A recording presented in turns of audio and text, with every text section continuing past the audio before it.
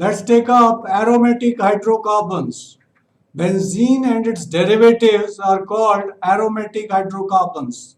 They are also called arenes. First is benzene, in which there is alternate double bond in the six-membered ring. Second compound is toluene. Toluene is its common name. IUPAC name is methyl benzene. When two benzene rings are fused together, this compound becomes naphthalene. And naphthalene balls you must have seen in the toilets, and even naphthalene balls are used for preserving woolen garments after winter.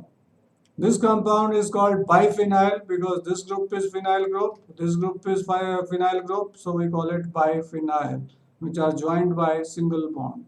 Next, we are going to take up nomenclature and isomerism in aromatic compounds. First compound is methylbenzene, common name is toluene. Now here we have got two methyl groups which are attached to first and second position. So this is called 1,2-dimethylbenzene. Common name for this compound is orthoxylene. These are present in light oil fraction of coal tar distillation. In the destructive distillation of coal, we get one of the fraction which is called light oil fraction. It contains benzene, toluene and xylene. Remember it by BTX. B stands for benzene, T for toluene and X xylene. So orthoxylene is one of the compound present in coal tar distillation middle light oil fraction. So 1,2-dimethylbenzene is the IUPAC name, orthoxylene is the common name. Ortho word is used when two substituents are present on 1 and 2 position. Another possibility is that methyl group is on, they are on first and third position. It is called 1,3-dimethylbenzene. In common system it is called metaxylene.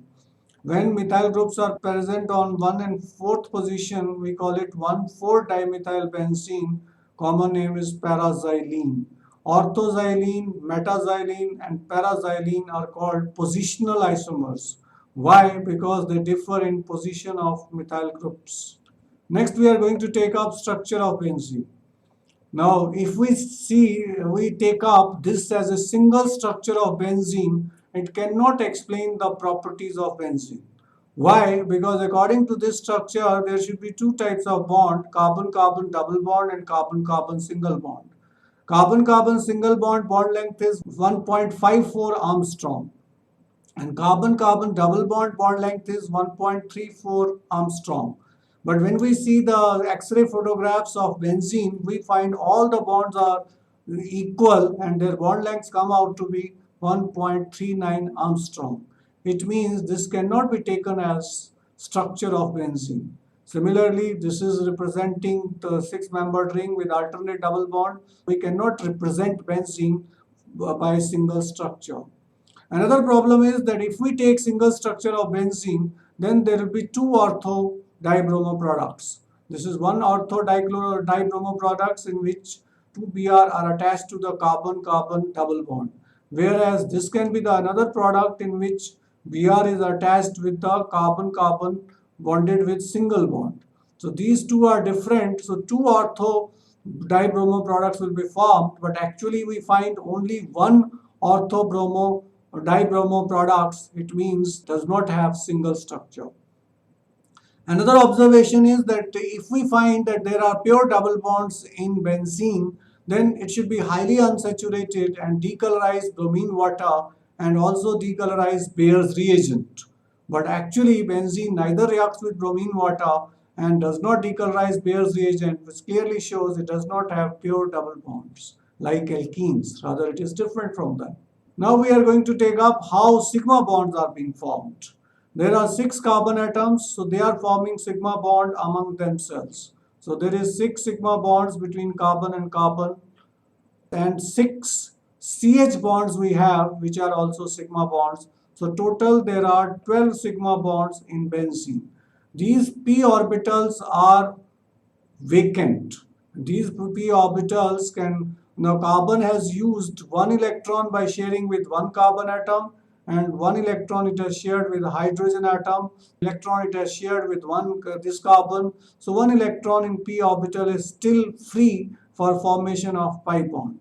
This diagram we have shown you all the sigma bonds which are formed. Now we would like to show you pi bonds. Pi bonds, here pi bonds are being formed between first and second carbon, then third and fourth carbon, fifth and sixth carbon.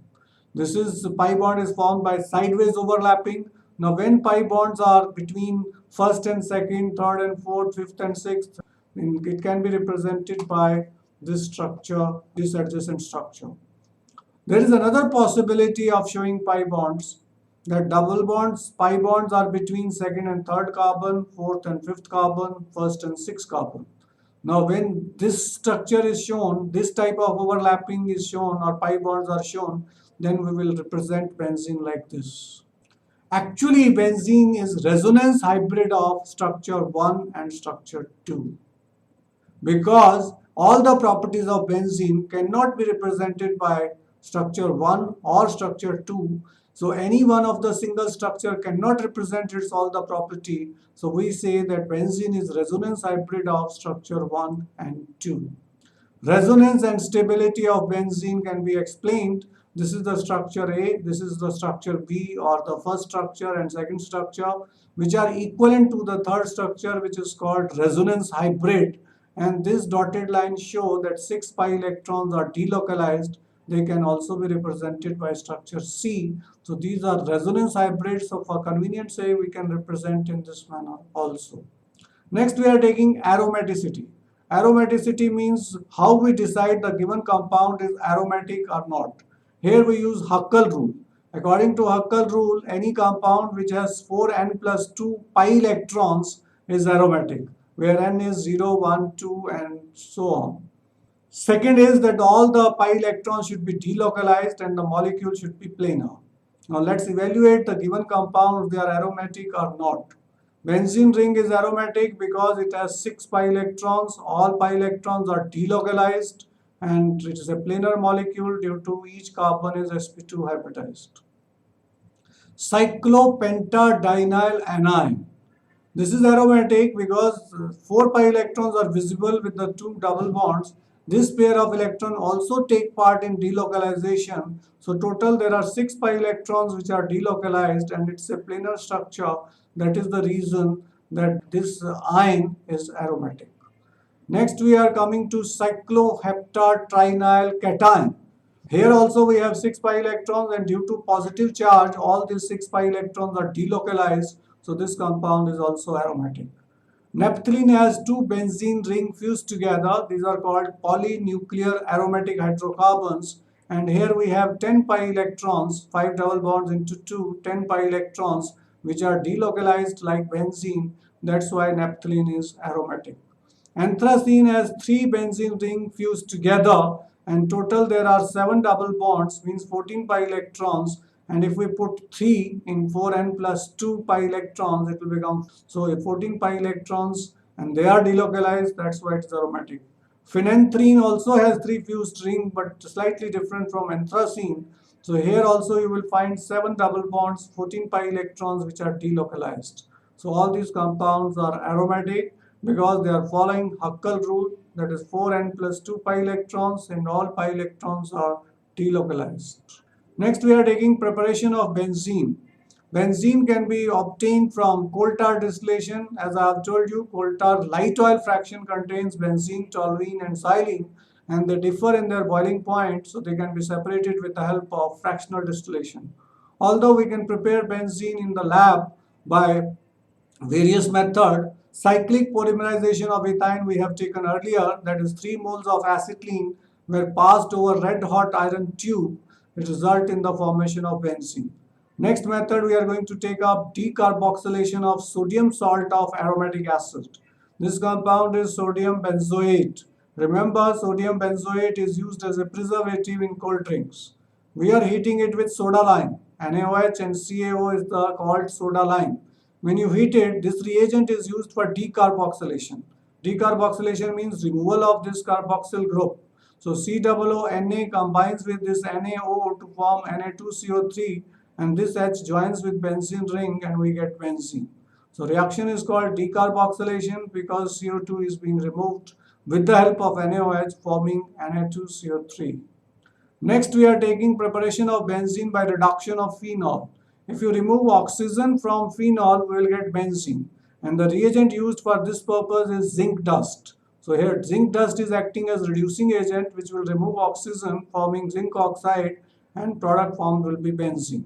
This reaction will be extremely important in 12th class also when you convert phenol to nitrobenzene or toluene, that is any of the benzene derivative. This will be the first step, that first convert phenol into benzene, and then you can convert benzene into nitrobenzene or toluene or any other product of your desired.